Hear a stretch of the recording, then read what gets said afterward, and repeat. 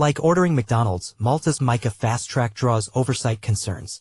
Some people think Malta is nimble and innovative when it comes to regulation. But others see a fast track to regulatory arbitrage. Malta, a scenic Mediterranean island with a population of just over 500,000, is quickly becoming the preferred European base for high-profile crypto companies like OKX and Crypto.com to come and set up shop. Weeks after Europe's markets in crypto assets MiCA regime came into force last December, Malta awarded licenses to some of the largest crypto exchanges, OKX and Crypto.com. Securing a MiCA crypto asset service provider (CASP) license in one country enables firms to operate across the entire European Economic Area, which consists of 30 nations. Most recently, crypto exchange Gemini said it was looking to secure a MiCA license in Malta. Malta's rapid embrace of MiCA is drawing both interest and concern. While the CASP rules were created to set high and unified standards across Europe, member states have a degree of leeway when it comes to processing applications. Malta's approach has led some crypto industry stakeholders to question whether the island's light-touch attitude to its MiCA due diligence is too relaxed and if it is processing applications quicker than it should. Malta introduced a local regulatory framework for crypto in 2018, the Virtual Financial Assets (VFA) framework, which can be leveraged to allow certain firms to make the transition to MiCA with relative ease. The island's legacy regime has been recognized as being quasi-equivalent to MiCAR, according to the Malta Financial Services Authority, MFSA. The framework is an important stepping stone for companies seeking to gain MiCA designation because if a crypto firm held a local VFA license before December 30, 2024, Malta can offer a fast track to MiCA and so-called pre-authorization status. While approval timelines can vary based on the completeness and quality of submissions, existing virtual financial asset (VFA) service providers may experience expedited processing due to Malta's established VFA regime. An MFSA official said via email. While Malta has shown it can adapt quickly to regulatory developments, and it is likely a welcoming development for firms that seek faster regulatory clarity, industry observers have raised questions regarding the substance and scale of its regulatory supervision. Smaller jurisdictions can adapt faster to regulatory developments, and they do, Liat Shetrit, Vice President of Global Policy and Regulation at blockchain analytics company Elliptic, said in an interview with CoinDesk. Shetrit's main concern is whether these fast-tracked approvals are backed by enforcement muscle behind them. We have seen a lot of developments around bring the business here. Licensing and registration is fast-tracked. And then the rest of it is almost disaggregated in terms of, how do we continue to supervise? What's the oversight that these entities have? Are our agencies fit for that purpose in terms of size and scale? I think we just need to move the conversation beyond licensing and registration in jurisdictions like Malta. Show me the enforcement team, show me a skilled crypto enforcement or upskilled crypto law enforcement team that knows how to investigate, Shetrit said. But crypto industry players on the island say that Malta's familiarity with digital assets regulation is what sets it apart from other places. These operators are actively seeking regulation by authorities who understand the crypto industry. Ian Guetzi, the managing partner at Malta-based law firm GEG, said in an interview. The concern is this: in countries that have never previously regulated crypto assets, even if they now implement MiCA, who will ensure that the regulation is applied effectively with the necessary expertise and consistency? In simple terms, it's like ordering a quick takeout versus going to a Michelin star restaurant after waiting for 3 months to get a reservation. This is the point Przemysław Kral, the CEO of Zonda Crypto, the largest crypto exchange in Poland, is making regarding the decision to switch his firm's MiCA focus from Malta to Estonia, despite the latter being more complicated and time-consuming. Estonia is much more exclusive than the Maltese regulatory process, said Kral, whose firm is a competitor to crypto exchanges on the continent, in an interview, adding that receiving a MiCA license should not be like ordering food in McDonald's. The process should be complicated and should be very strict. If I were a customer, I would choose a company that is applying for a MiCA license that's a bit more of a complicated procedure and not with such a fast outcome, because OKX received it in a few days, frankly speaking. OKX received a pre-authorization on January 23, 2025 and a full license on January 27, 2025, just 4 days later. Among some of the crypto firms that have received the expedited license in Malta is OKX, a top 5 exchange known for sponsoring the likes of Manchester City Soccer Club and the McLaren Formula One team. OKX claimed to be the first global player granted pre-authorization by the crypto-friendly island in January, having been in possession of a Class 4 crypto service provider license in Malta. In a turn of events, about a month after OKX trumpeted its MiCA pre-authorization status, the firm paid $500 million to settle charges with the U.S. Department of Justice, DOJ, a penalty related to the firm's alleged history of not holding the appropriate licenses to offer crypto services. It's not clear if Malta had knowledge of the pending settlement with the DOJ, given the sensitivity of the matter. However, in April, MFSA fined OKX $1.2 million for breaching the country's money laundering rules. When asked why the MFSA would grant MiCA pre-authorization to a firm that had a pending judgment and settlement with the DOJ, the Maltese watchdog said it takes a risk-based approach. Authorizations are granted once all information deemed necessary is collected and on the basis of its careful analysis and cross-checks conducted at that juncture. It is important to recognize the need for a balance between comprehensive assessments and processing expediency, essentially focusing on what really matters, MFSA said via email. Maintaining this balance is key to ensuring that any market entry framework functions effectively. Our approach to assessing risks has been thoughtfully developed over years of supervision and expertise in the various sectors, allowing us to implement measures that are both proportionate and effective, MFSA added. OKX did not provide a comment by publication time. However, OKX Europe's CEO Erald Guz recently took to X to air his views on Malta.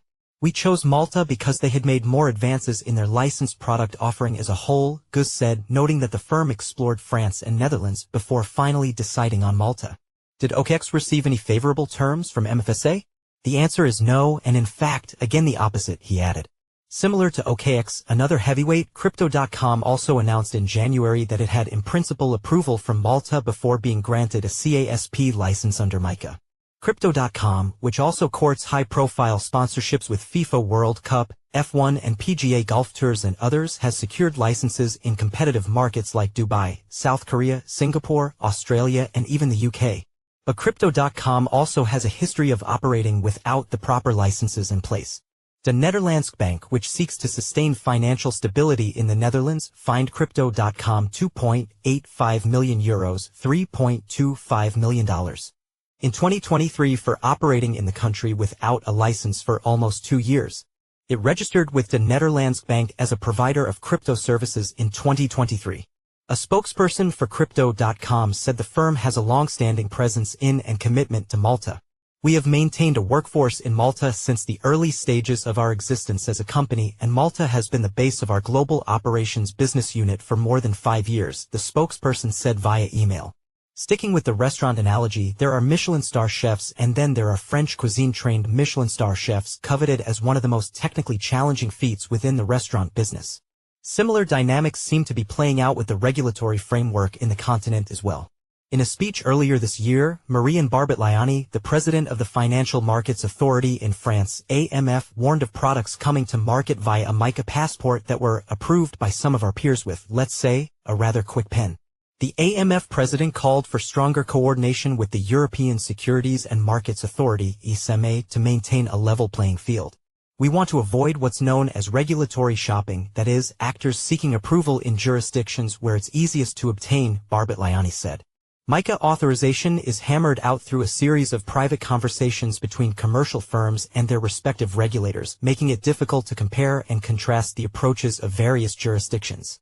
ESMA and the European Banking Authority, EBA, are supposed to drive convergence by setting up structures for peer review and exchange of information. In theory, all member states ought to be aware of how each other is doing this job and do things in a broadly similar way. Daniel Laroche, a partner at French crypto and blockchain-focused law firm DNA Partners, said that while MiCA seeks harmonization, in practice, standards vary widely.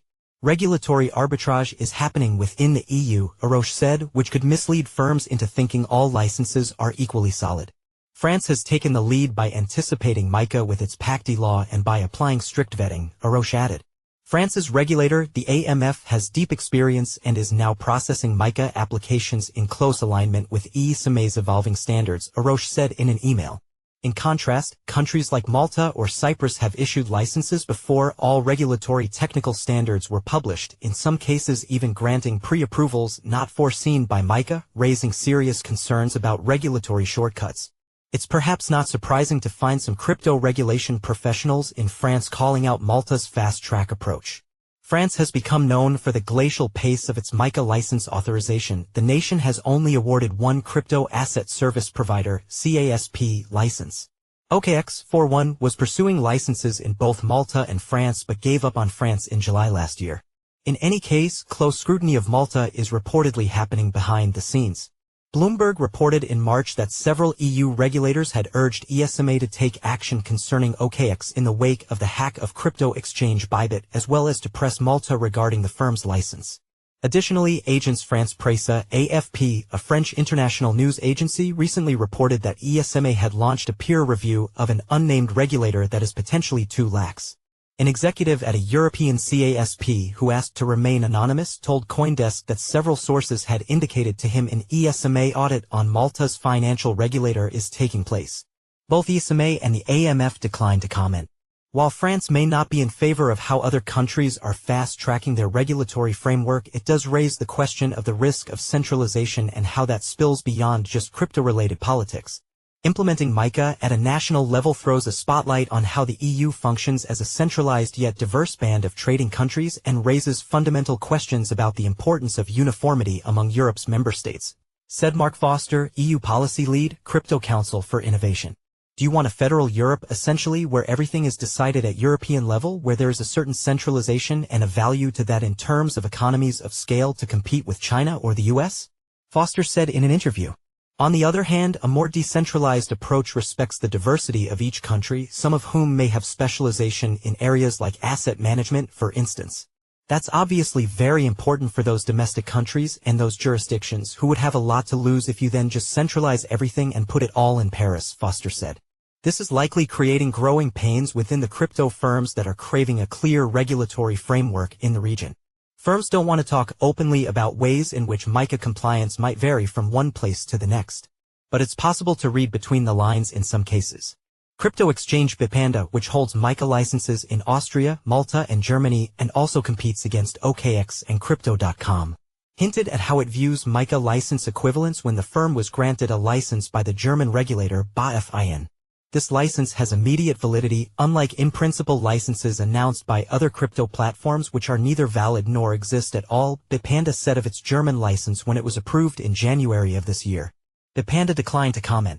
Aside from growing debate over centralization and decentralization, a high-profile legal spat with the European Commission (EC) over the island's right to offer Maltese citizenship to people who invest in the country recently came to a head. Just over a month ago, Malta's so-called Golden Visa or Malta Permanent Residence Program (MPRP) scheme was deemed illegal by Europe's highest court. The program allowed wealthy individuals to gain EU citizenship for a price tag of around $1 million. The EC has said these visas opened Europe's door to money laundering, tax evasion, and corruption. The same places that tend to implement golden passport programs also offer really accommodating offshore legislation for companies, according to a former investigator from TRACFIN, an anti-money laundering intelligence unit attached to the French Ministry of Finance. This is no coincidence, said the person who asked to remain nameless. Most of these countries are tax havens and they do these kinds of activities because they don't have a lot of resources and are struggling to develop their economy. While Malta didn't appeal the ruling, the country said it is reviewing what the court ruling means legally. Although the golden visa loophole bears no direct relation to crypto regulation, there could be a parallel in the way that Malta appears to be passporting both wealthy individuals and cash-laden crypto companies into the EU. OKX's Chinese CEO and founder, Star Su, availed himself of a Maltese passport in March of 2024, according to documents seen by CoinDesk. The risk for European regulators is that supervisory arbitrage appears to be possible in the region. It's possible to go to the jurisdiction that offers the biggest promise and the least hassle, said one anonymous compliance professional who has worked with CASPs attached to multiple member states. If firms go to Malta to get a license because other jurisdictions are taking too long, I think we have failed to build a system for serious trading firms. Ian Allison is a senior reporter at CoinDesk focused on institutional and enterprise adoption of cryptocurrency and blockchain technology. Prior to that, he covered fintech for the International Business Times in London and Newsweek Online. He won the State Street Data and Innovation Journalist of the Year award in 2017 and was runner-up the following year. He also earned CoinDesk an honorable mention in the 2020 SABU Best in Business Awards. His November 2022 FTX scoop, which brought down the exchange and its boss Sam Bankman-Fried, won a Polk Award, Loeb Award and New York Press Club Award. Ian graduated from the University of Edinburgh. He holds ETH. Chamomile Shumba is a CoinDesk regulatory reporter based in the UK. Previously, Shumba interned at Business Insider and Bloomberg. Chamomile has featured in Harper's Bazaar, Red, the BBC, Black Ballad, Journalism.co.uk, Cryptopolitan.com and South West Londoner. Shumba studied politics, philosophy and economics as a combined degree at the University of East Anglia before doing a postgraduate degree in multimedia journalism. While she did her undergraduate degree, she had an award-winning radio show on making a difference. She does not currently hold value in any digital currencies or projects.